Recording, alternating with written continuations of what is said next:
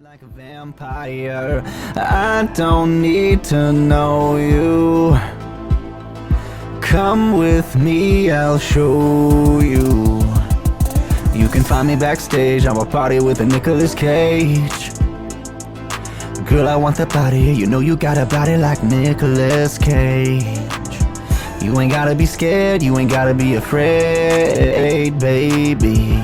It's just you and me alone tonight with Nicolas Cage. All right, everyone out there. Are you as excited as we are? This is season 5, officially, of Late Night Cage Fight, the premier Nicolas Cage worship soundtrack to your life. And we're coming in strong. We just watched Lord of War, which is really a celebration of violence and humanity.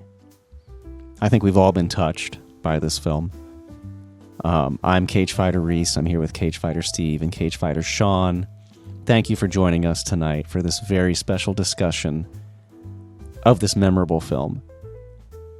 Now, as you may or may not know, we have been watching Nicolas Cage movies now for, what, like half our lives? Yeah. Yep. At least. Yeah, it's starting. Willingly? It's becoming part of our DNA. In fact, I would argue if you were to do DNA tests on our kids, you would probably find some Nic Cage DNA in there. A little bit. It's true. I first watched, technically most of my life, I think I watched Time to Kill when I was a year old. Wow, that's a record. Just that one scene, though. Just the one. Just that scene. And I don't even want to say what it is because I hope we inspire people to go out and check out Time to Kill. Really give that one a watch. Oscar nominated? ?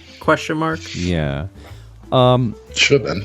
I don't know why that didn't enter the B Cage of fame. And again, for listeners out there, if this is your first time listening to us, what we do is each season we review, in chronological order for the most part, Nic Cage movies.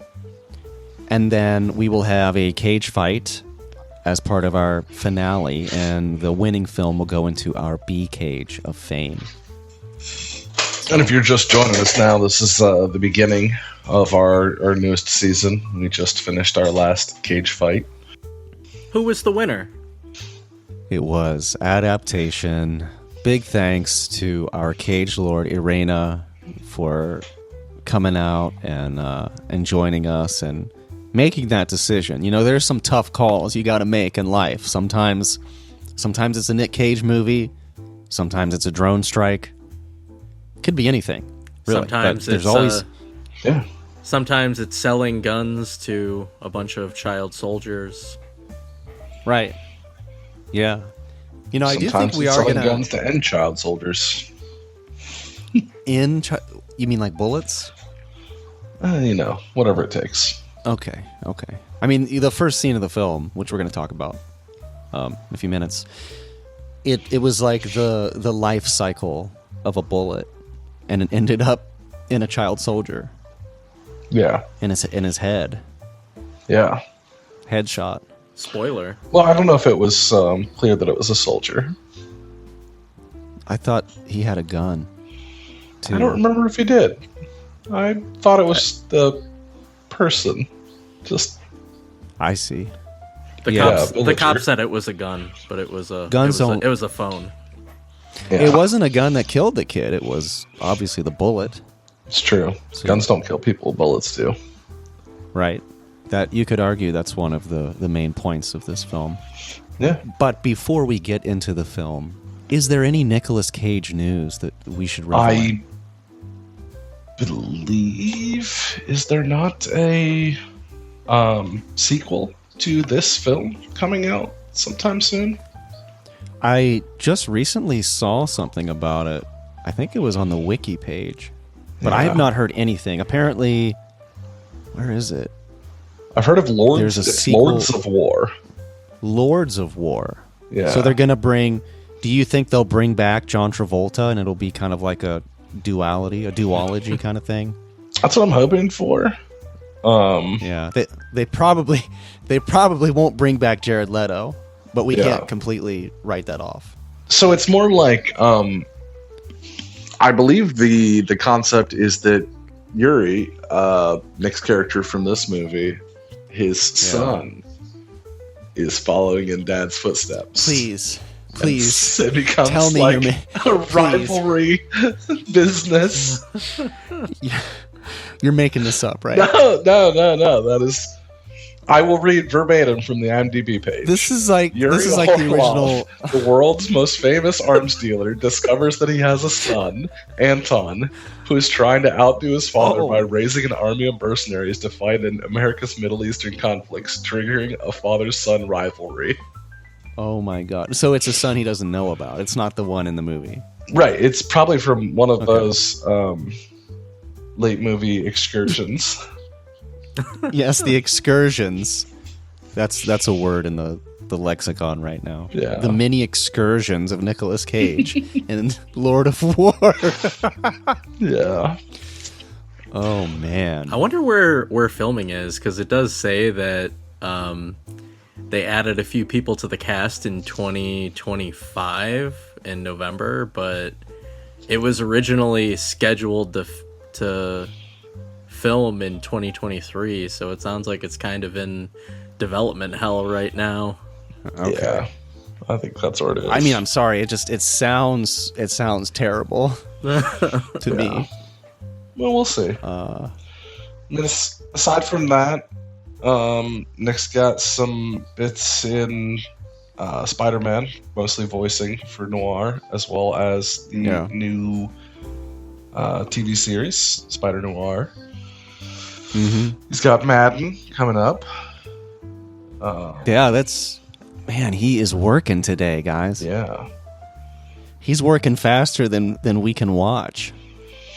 There's another movie I haven't heard much about, The Prince. He's supposed to play a role in that. Huh. Is that like Machiavelli? I'm not sure. The only... Again, just look at the IMDb page real quick. It's a satirical drama exploring the life of a troubled son within a powerful American dynasty. Okay. Hold on. What is Best Pancakes in the County? Because I see that as an upcoming film. That sounds like something I'd want to watch after Lord of War. A cunning criminal returns to his remote diner after a botched FBI heist where rival assassins, corrupt agents, and underestimated waitresses collide in a deadly confrontation. So it's just Denny's the movie. Waffle House. And it has Justin Long as Cookie. Ooh. I'm in. Cookie. Yeah, I'm in. And Nic Cage is the star? Yeah, Yes. SOB. God, man, that's crazy. He's still doing these kinds of movies today. Yeah. He's the lord of war cinema, I guess, true. in real life. Did you guys see the trailer for Spider Noir? Yes. What do you guys think? I'm intrigued. I mean, it actually looks really... It looks good. Like, it doesn't feel like he's miscast. I was pleasantly surprised that it seems like they're letting him be Cage. Yeah. I wasn't sure how they would want him to portray the character, but it seems a lot, like it has a lot more comedic elements than I was expecting. Right. I might not have seen a full trailer. I might have only seen a teaser because I don't remember anything other than just seeing Cage and seeing that it was going to be in color and black and white. But I don't remember seeing anything that like drove anything. Just some. Yeah, I think there's a light longer imagery. teaser out now. Yeah. Yeah, maybe you didn't see the whole one. Yeah. Go watch that. But I'll check it out. Check it out. Did you talk about The Carpenter's Son at all? So yeah, that one was released last year. I have not watched it. It's out now. I believe so. Wow. It came out. What was the release date on that? I thought we were still anticipating that one. Yeah, we missed a couple. I kind of did, but yeah, we didn't talk about the Surfer or Gunslingers or the Carpenter's Son. So we're just trying to we're catch trying to up, get man. everything in order. Yeah, if we were up to that point. Yeah, or if we had someone who's like, guys, I love your podcast and I just love this movie. Will you? I did get that once for what was the vampire one? It's November 14th, 2025. By the way, that was Carpenter's Son. Okay. Remember the vampire movie Nic Cage was in? Vampire's Kiss. Vampire's Kiss. No. Lost Boys. Oh, where he was Dracula. Yeah. Renfield. Renfield. Yeah, I had a bunch of people say, like, when are you going to do Renfield? And I'm like, oh, yeah, we're going to do it. And I forgot to tell them I meant we're going to do it in, like, 5 years. Well, yeah, we're going to do it. Dream Scenario. I think both of you have seen that one. Witch. Yeah. And I haven't seen it yet. One. Really? Yeah. I swore I tricked you into watching that at some point. But apparently not. And we did watch Arcadian, right? Arcadian? We did. That's right. That's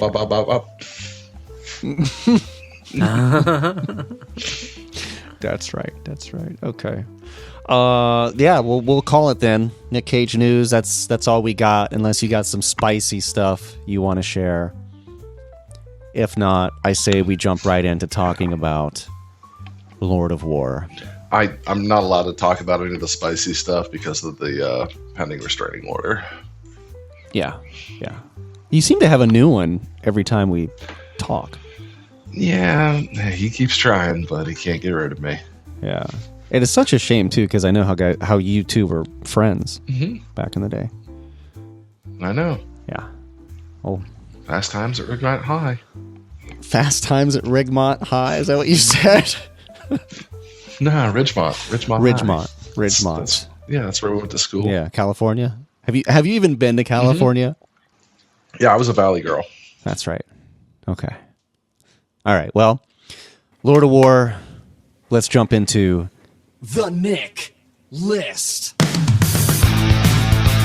Nic Cage as future gun runner Yuri Orlov has the unfortunate reality of having Jared Leto as a brother. The allegations surrounding Jared Leto. Nic Cage as Yuri Orlov and his brother Vitaly get their big break with the lesbianese Civil War.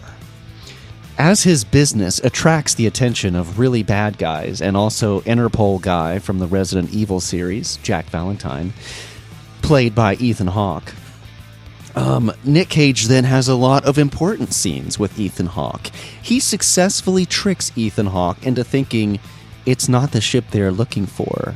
Not by using Jedi Force powers, but by having the crew paint over the old name on the side of the ship and probably other places throughout the ship in like 10 seconds.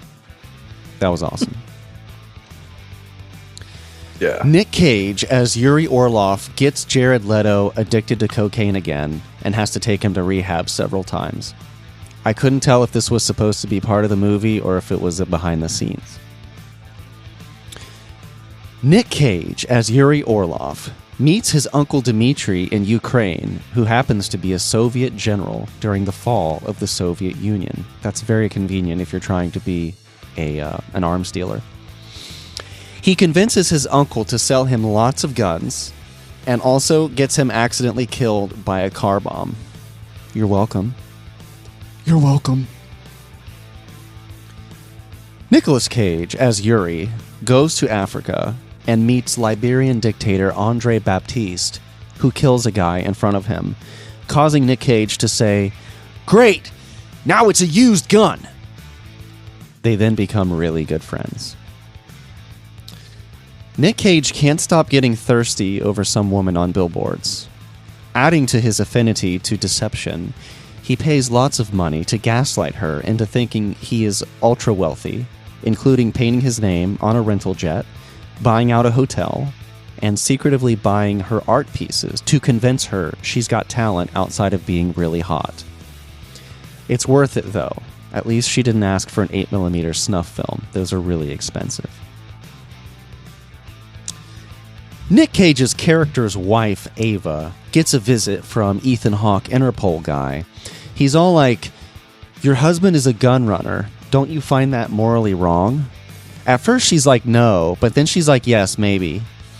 Ethan Hawke is annoyed because the last time he hung out with Nic Cage, Cage had his pilot land on a populated dirt road in Africa and then gave away all his guns for free to the people, which is a really nice thing to do.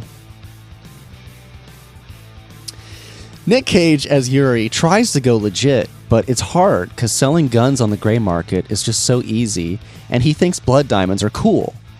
He convinces his brother Jared Leto to do one last gig with him, and this time it doesn't include stealing cars. During the deal in Africa, Jared Leto is all like, this is wrong. They're going to use our guns to kill kids and stuff. Nic Cage is like, Jared Leto, it's okay. We've been selling guns to these people like this whole movie. And Jared Leto is like, no, I won't have it. I'm going to throw a grenade into this truck full of our guns. An African warlord fighter guy is like, no, stop. Jared Leto is like, no, I blew it up, and I'm going to blow up the other truck full of guns, too. The fighter guy is like, no, I'm shooting you now. Nic Cage goes, no! The main warlord guy goes, okay, so your dead brother blew up one of the trucks, so you get only half the blood diamonds. And Nic Cage is like, aw, fine. That was just like the scene. Which, spoilers, is the same amount he was going to get anyways, because he would have had to split it with his partner, so he still came out net even.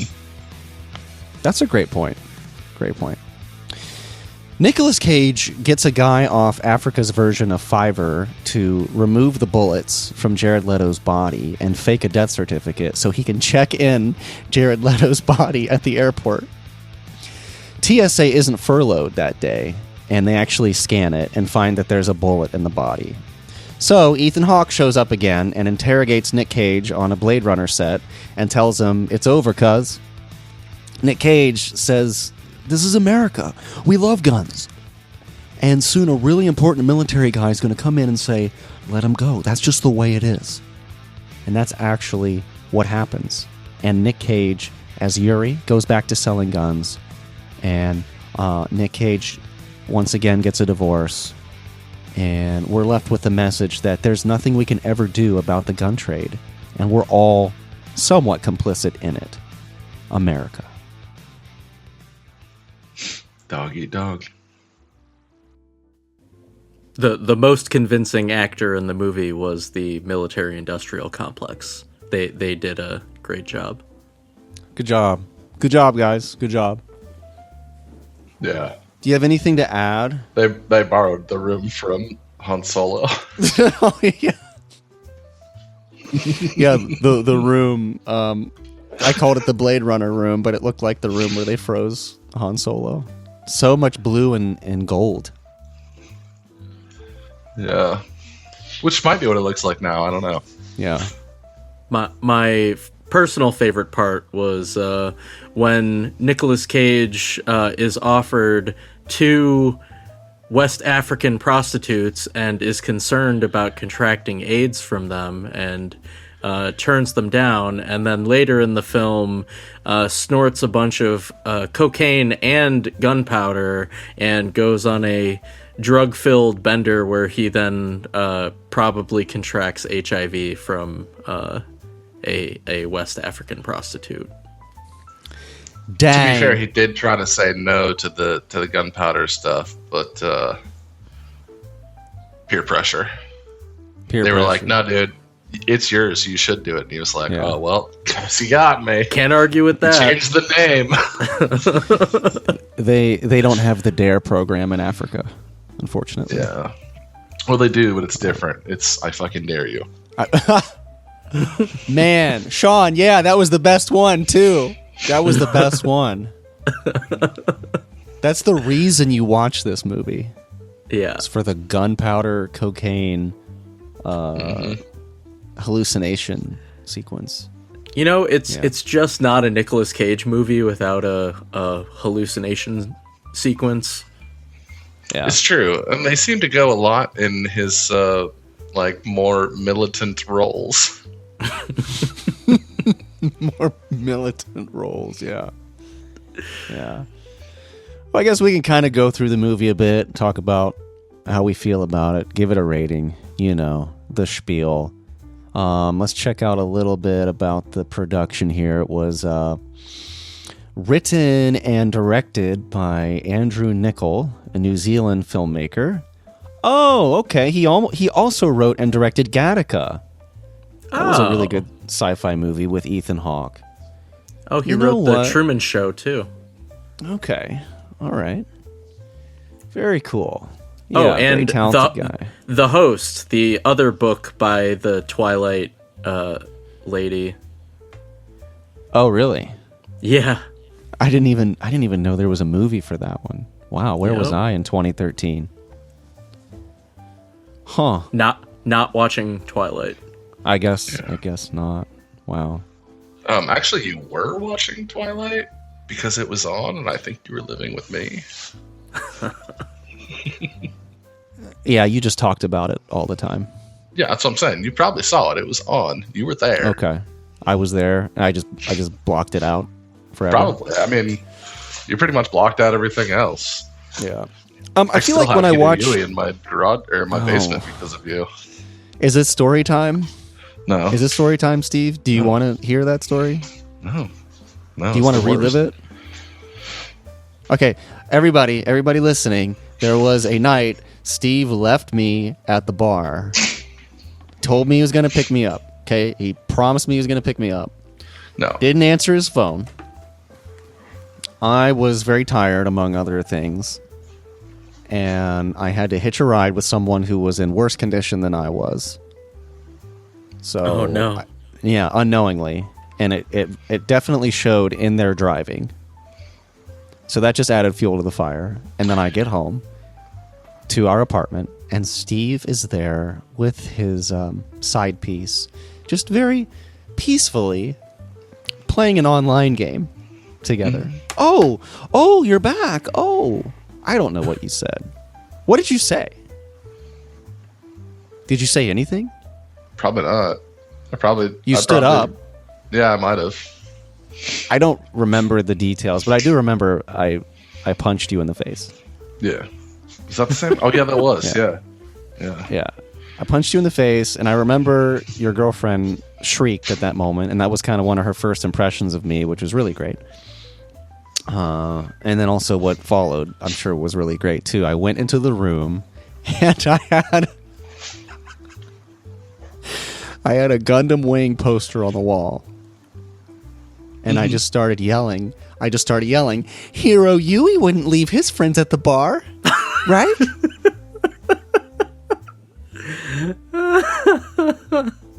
And that was the most memorable part of the evening. I think I probably passed out after that. So that poster is the one I'm talking about. It is in my basement. I have it up in there. Yeah? Yeah, just to remind me of that night. But so there are some details that you did miss. The fact that, one, it was a work party. Well, for the sake of time, yeah. I didn't want to have a half-hour story. But yeah, it was a work party. It was a work party. Okay, is that supposed to be a defense? Yes. For you? Yeah, okay. Because I had a drink, and I wanted to get the fuck out of there. And you had many drinks, and you wanted to stay and party.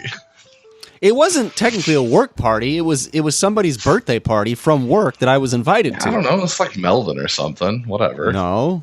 It was what's her the girl. Mandy? Her name was it Mandy's birthday? Yeah.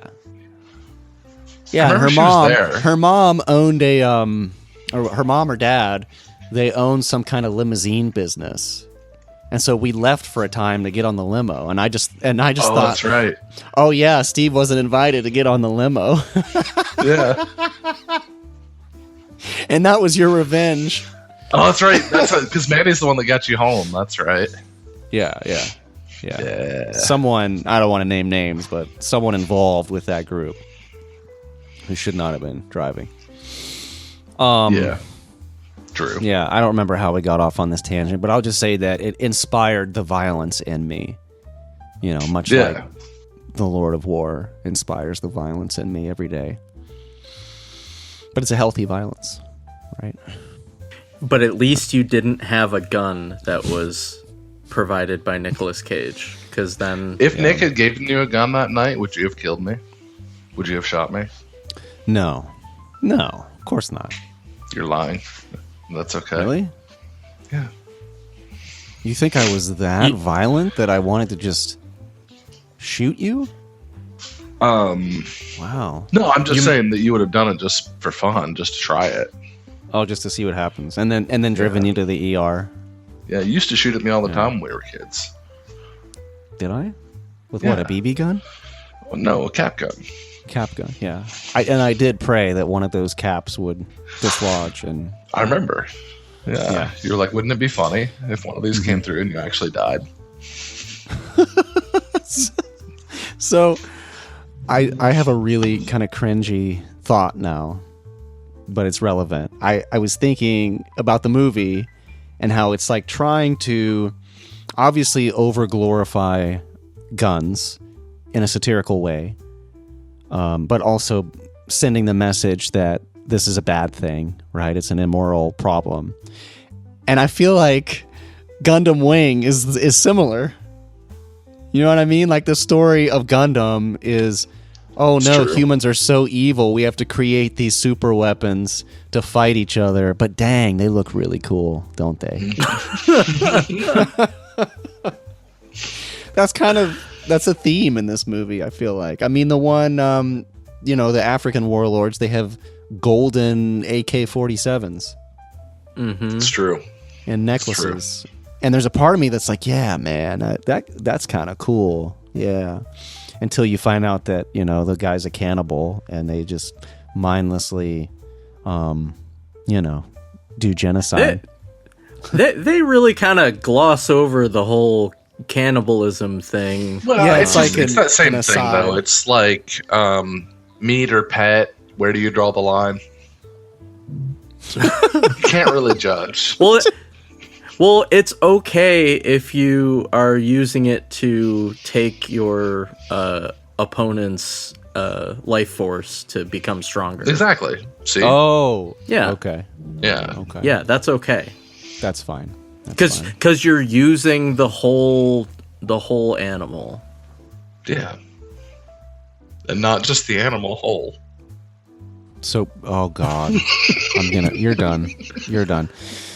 What was the quote about the demon hole? Yeah, there was one. That was a good quote. The Soviets had guns coming out of the demon hole.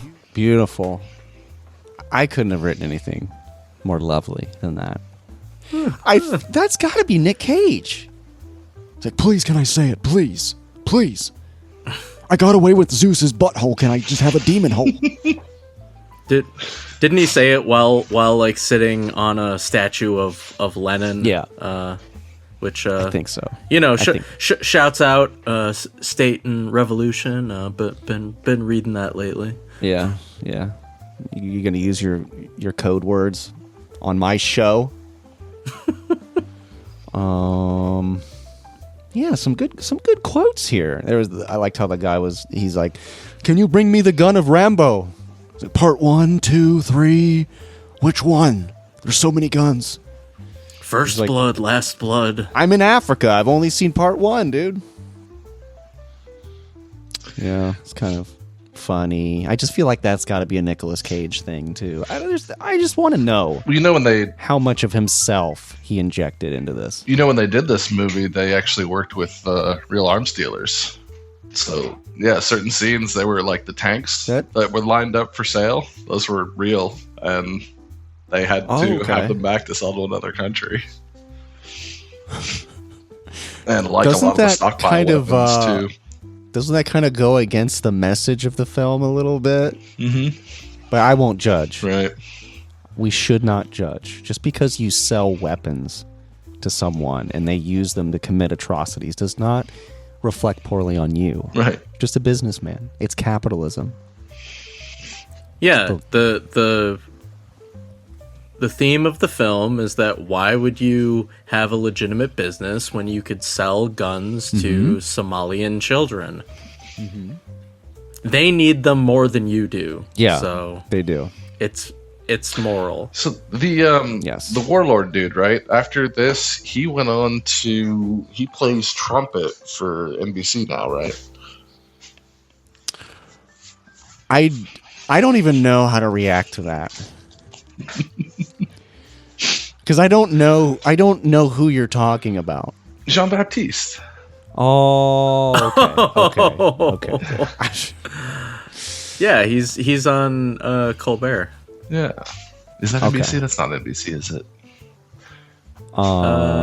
CBS. CBS. I mean, it's all owned by the Ellisons now. I can never keep who's who intact.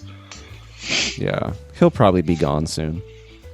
All media is owned by one family, which is fine. Yeah, it's totally normal. Like this movie, America. probably also owned by them. Yeah. How did you guys feel about Nic Cage's character Yuri and his rise to selling guns, coming out of the ashes of, an immigrant family who's trying to escape war and all that? How'd you feel about his character arc overall? It's the American dream, right?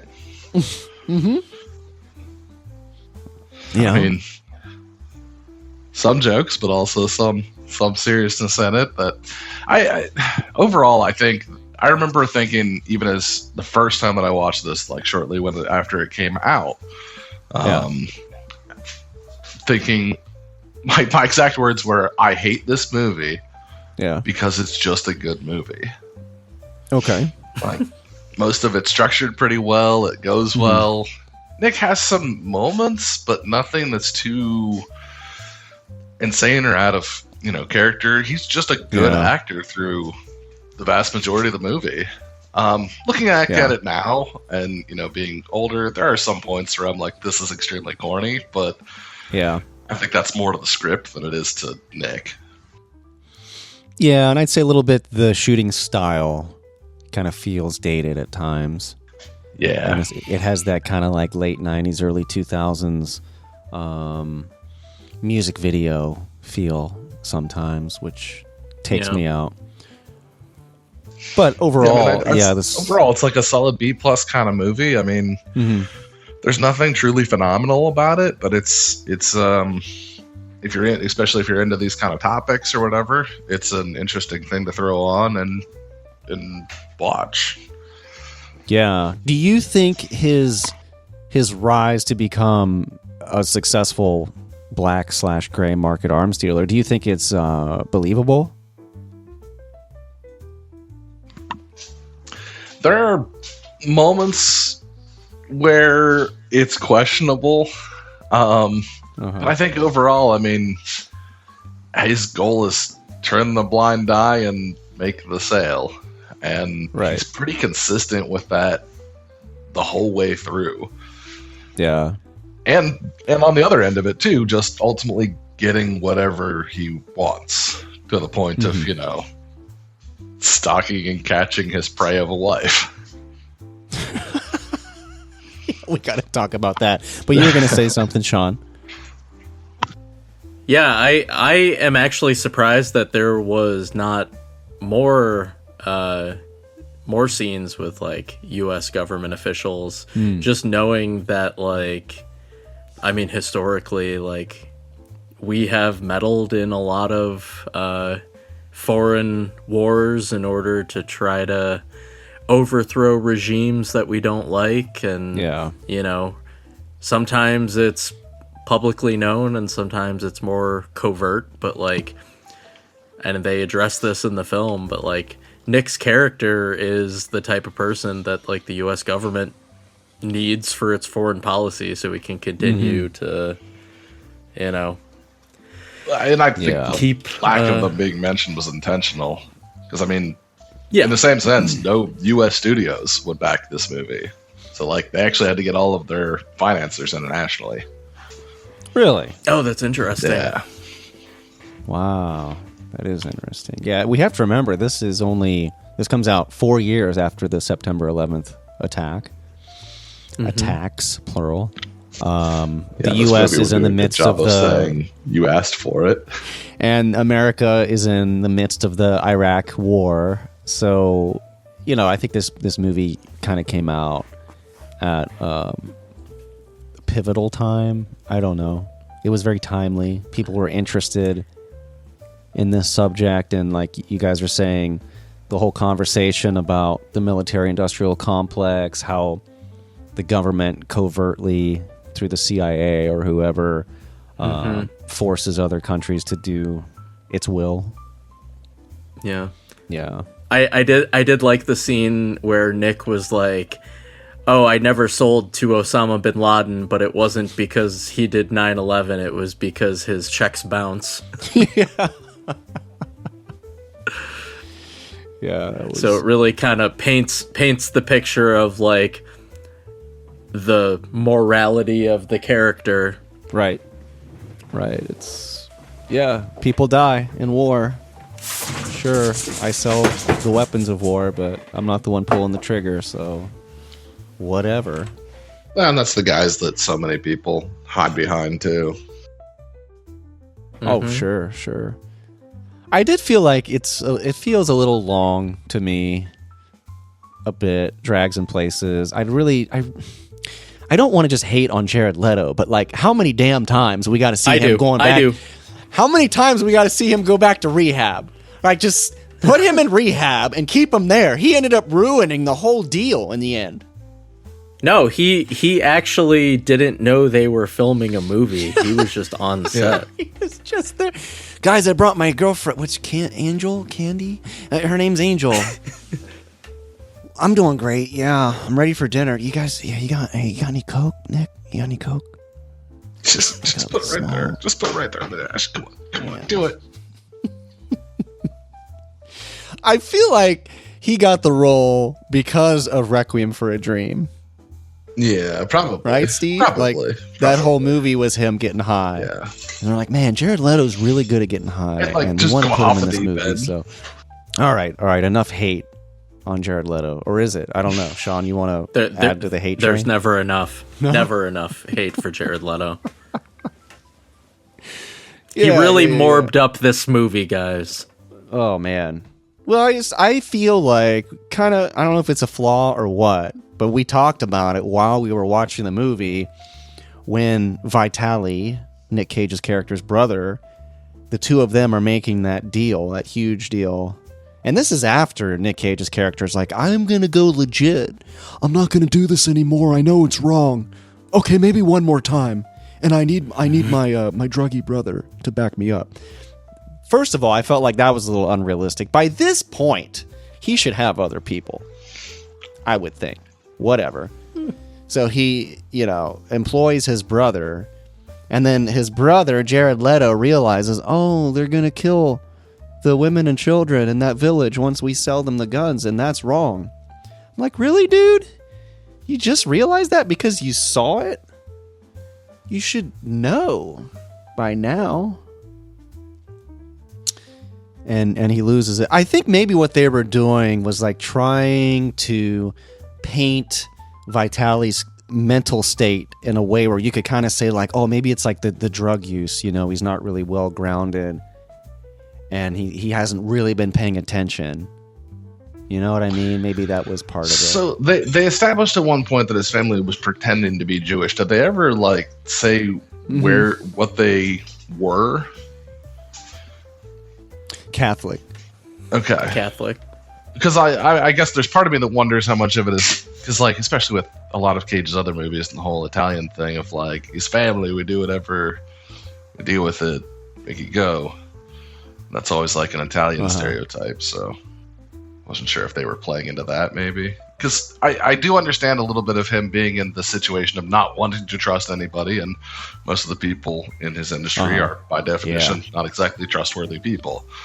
So right, but have tried to kill him. Right. Yes. Yeah. But yeah, I mean, when you're as knowledgeable and experienced as Cage is, and have somebody that's as, I don't know, unpredictable as his brother, you'd think that he would know better. Yeah. It's like But I can understand it. But like, you know, Uncle Giuseppe is like, no, you take your brother. He has to. It's His family. But he's I'm retarded. really sorry.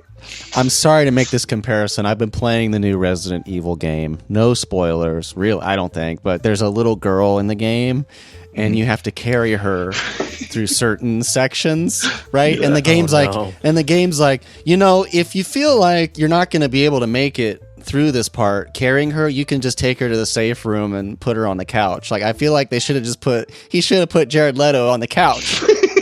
Yeah, exactly. Yeah. Oh well. That's funny. Well, he did at one point, but then they let him out. But again, like, he seemed confused as to why his brother's always cracked out on coke. Yet every time he sees him, he's like, "Oh, how you doing, buddy? You have a hard day? Yeah. Here's a little nip of coke. Right. It'll make you feel better."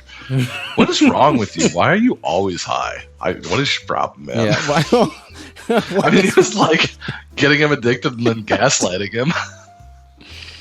And I feel just like one last bump for the road. yeah, I feel like the most I'm gonna be proven wrong here. I was gonna say like the most morally grounded people were their parents, and their parents probably knew that. Like, you know, you're the reason he's dead, so you're both dead to me was the final thing that they said to him. But you mentioned, Steve, that they pretended to be Jewish, or at least the dad did.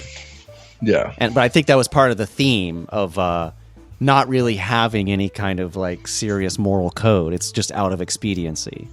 yeah, you know? whatever it takes in order to get by. And I think that bit of it was established, that like where they came in, it was just kind of like this is a dog eat dog world, and like. Yeah.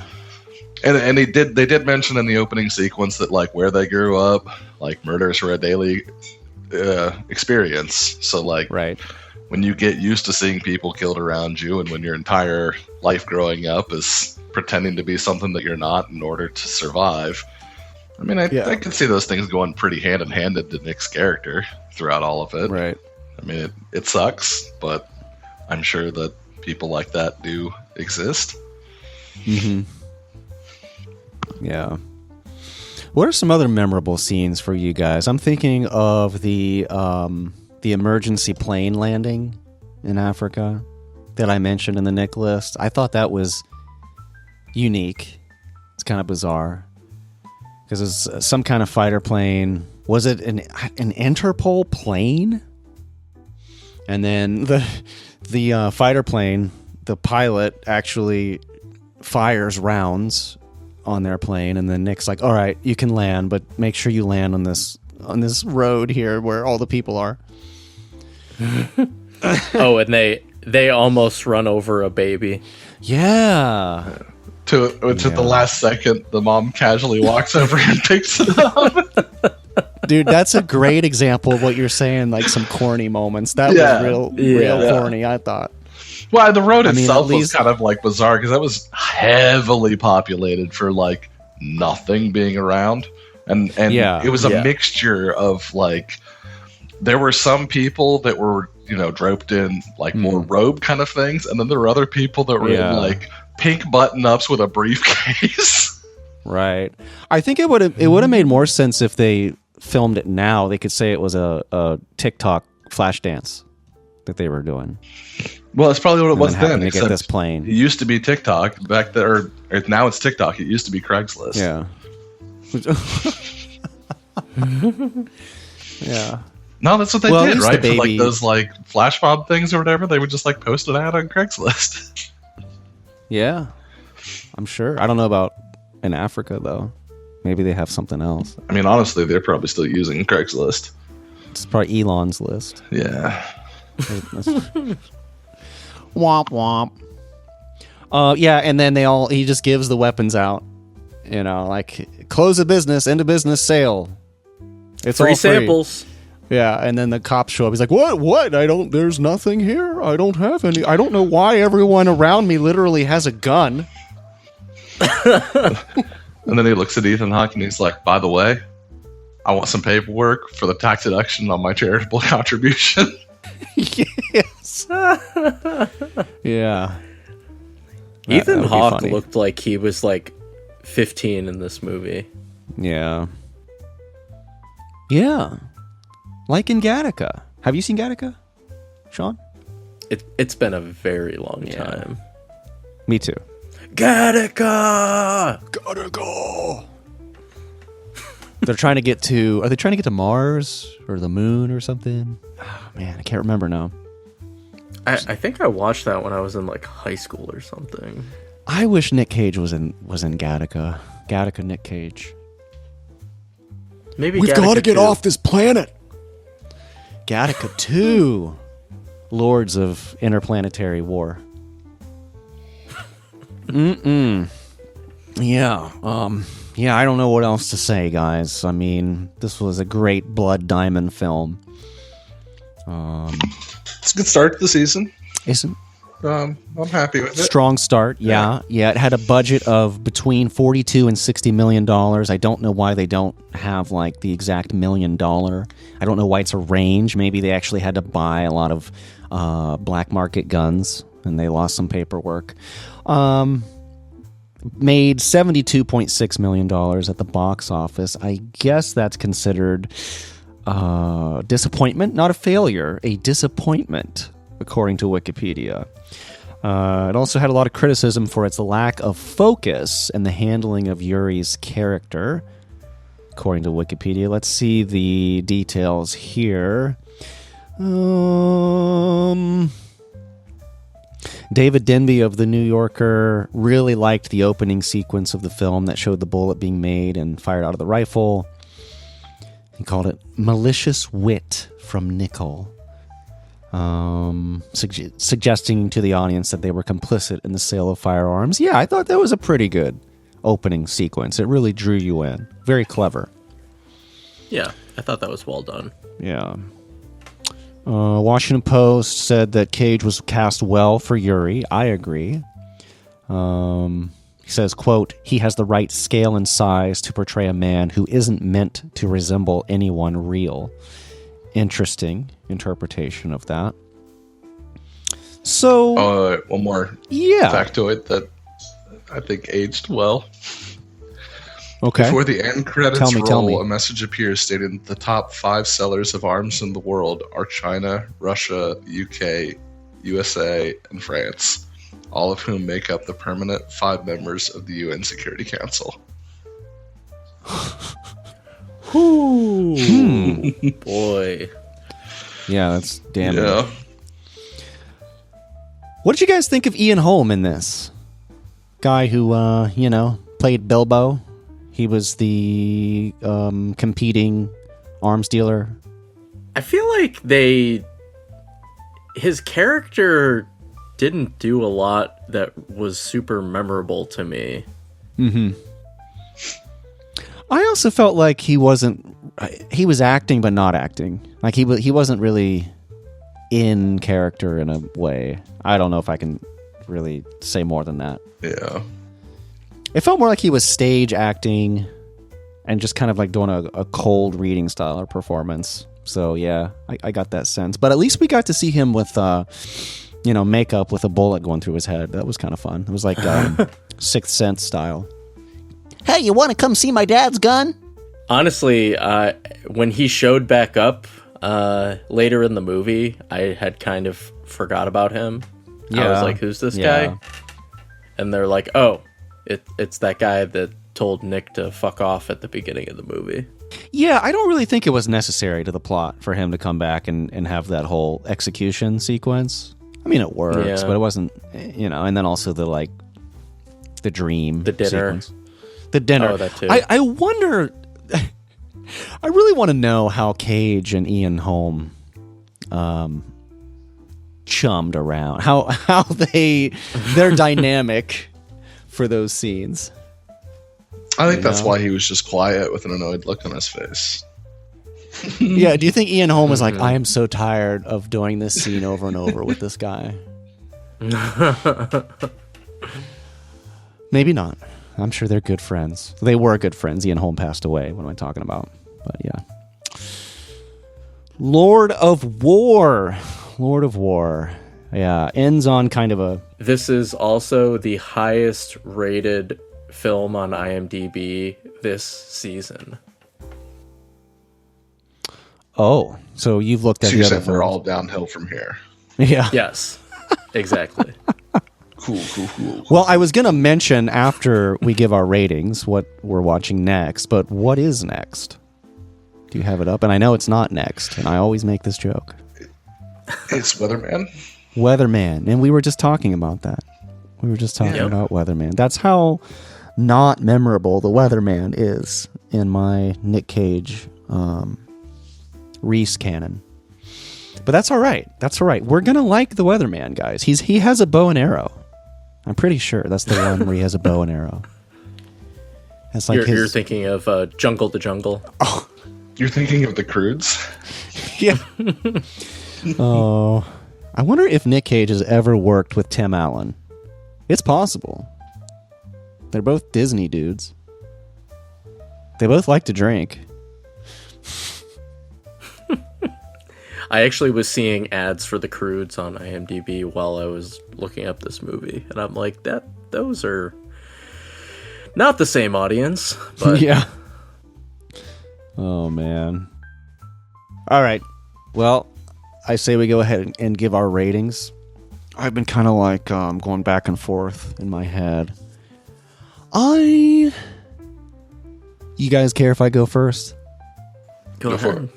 All right. I'm going to give it a 7 out of 10. 7 wild bees out of 10. Great performance from Cage. I would have liked some more Cage outs. There was kind of like some Cage out approaching moments that I appreciated. Yeah, really interesting flick. I've pretty much said everything about it. I thought it was good. It's a good Nic Cage film. I don't think there's anybody who can say it's a bad Nic Cage film. So I'm gonna keep it at a 7. That's That's about where I was at as well. I'm 7, solid B plus. It's yeah. it's a good movie, but there's nothing truly amazing. Yeah. Like, I know I'd it's one of the highest rated ones for the ones coming up, but like knowing a few of the ones that are coming up, no pun intended. Right.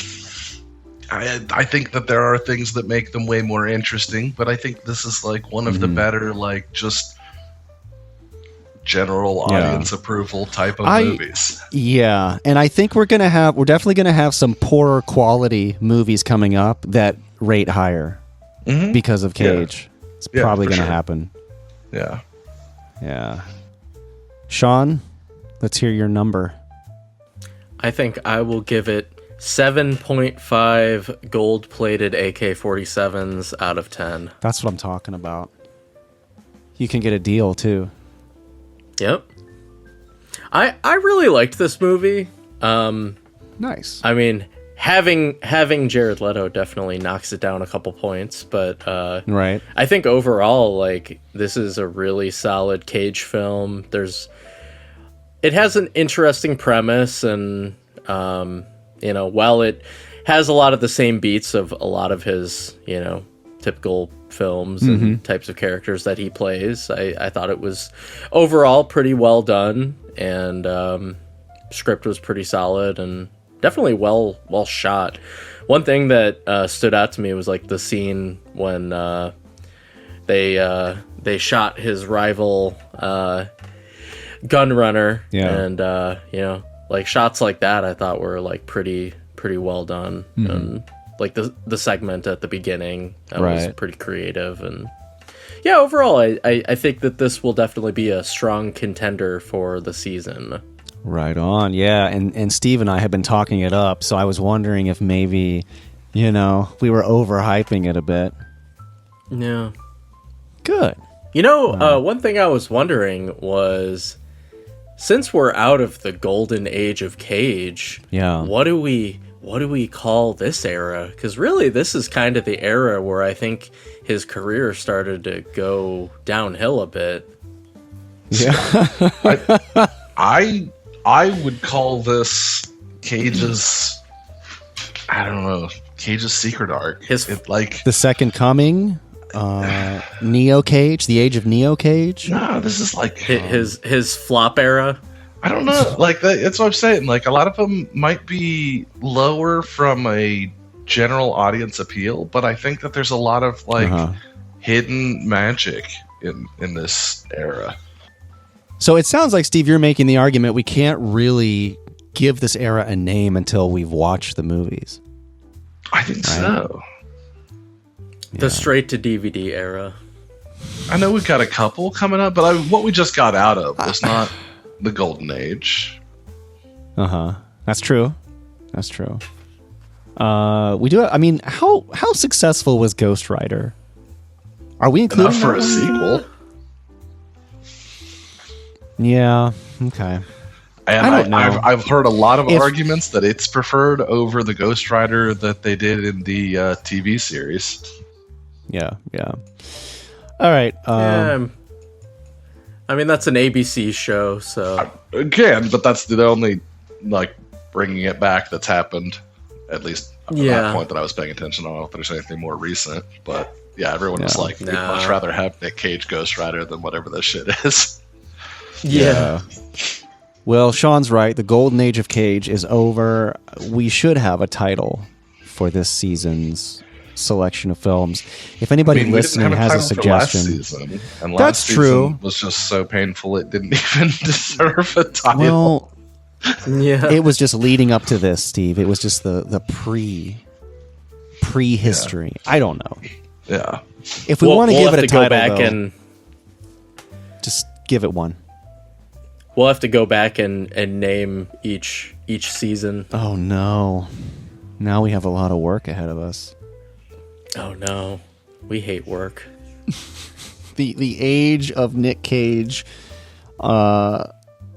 agreeing to do whatever makes money, whatever has a paycheck.